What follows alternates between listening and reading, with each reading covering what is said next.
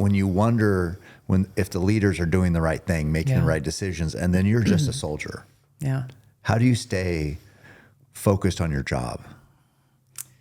I mean, this is a challenge that a lot of folks in our military are facing. I was a couple of days ago, just went and had the opportunity to talk to a few hundred soldiers, and I know how fresh. I mean, I'm a lieutenant colonel in the Army Reserves and civil affairs officer, and I certainly understand the frustration and hear a lot of it. And I spoke to them and reminded them about how our military remains, I think, the most trusted people in the country by our fellow Americans. Right. And the reason for that is when we wear the uniform and we take that oath to serve, we're not taking that oath to a political party or particular person. That oath is to support and defend the Constitution. And we must be unwavering in fulfilling that oath, in service to the American people, in service to our country, and not break that trust, not walk away, not quit. And we are at a time where our country's terribly divided, where our fundamental God-given rights and freedoms enshrined in the Constitution are now being called into question or even undermined by people in positions of power. And so we have a responsibility to do our best to continue to reinforce that foundation and to lead by example of what it means to stand up for the principles that make us who we are as Americans and that make us that are the foundation of this country. And so, even as frustrating as it can be, and as the political power shift in one direction or another, you agree or disagree with the decisions that the civilian policymakers are making. I think it's incredibly important, and it's why I continue to serve. It's incredibly important that our military continue to be unwavering and grounded in that oath to the Constitution that we take. Yeah, I know those soldiers, everybody serving, want to believe and they're doing the right thing. They're protecting freedoms that we enjoy here at home. They're doing their part. If we're in another country, it's hard work, and nobody's getting rich in the military, and I know with my son, he served, he was a Ranger. He said the Ranger Creed. All those words are very powerful, very powerful. It breaks my heart a little bit to wonder if some of those guys are questioning, being in the military when some of that stuff is frustrating, or they might read the news. I just want them to know that, no, you're doing the right thing. You're doing an important job, and we need it, and how valued they are. Because when I think of people who served in the military, we have a volunteer military. Yes. I mean, these are people who don't have to do this, who are giving away 4 or 5 or more, 20 years at some of the prime of their life to serve our country.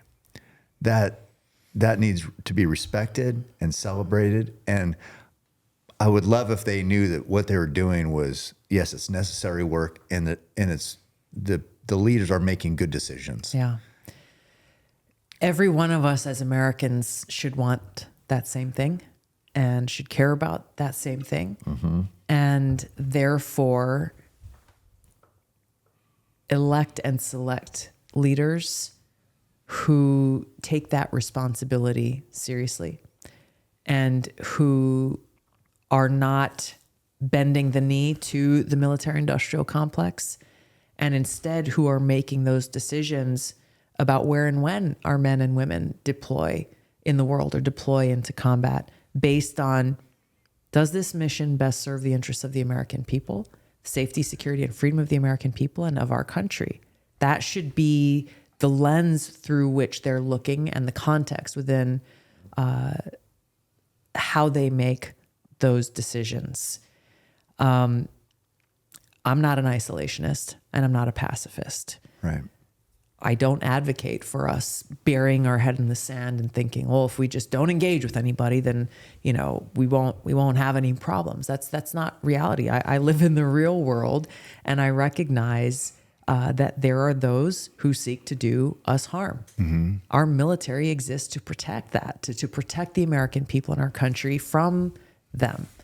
And we've got the greatest military in the world. Let's make sure that our folks are, you know, trained, equipped, and ready to go out and do the mission that we've been charged to do. Mm-hmm. For those who are politicians who are abusing that commitment to service that every single man and woman who serves in uniform has made, they should not be in office. They should not be in those positions of power, because they clearly don't value the lives of those who serve. Mm-hmm.